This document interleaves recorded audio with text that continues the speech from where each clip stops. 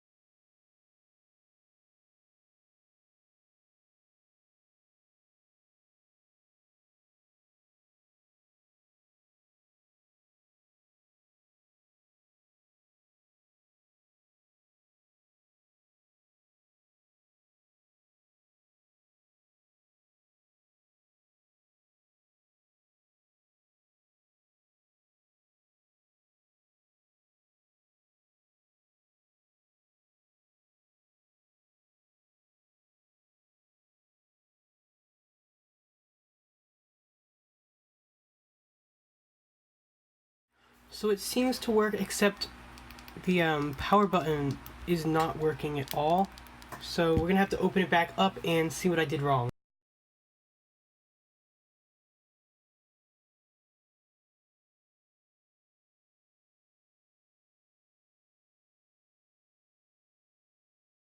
So I'm not sure how this happened, but as you can see, this cable is not connected at all.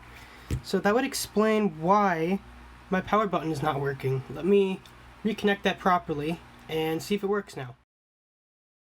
So as you can see here, we don't have it fully assembled. I just put it together to see if the power button works now.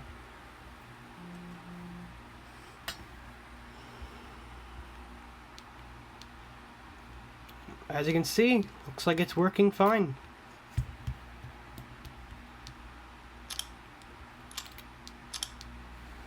Alright, let's put it back together fully.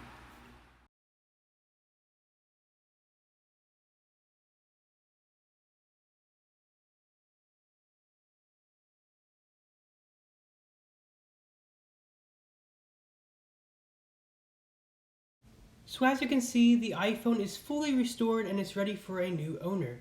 If you liked what you saw, please let me know. Anyways, thanks for watching, and I will see you in my next video.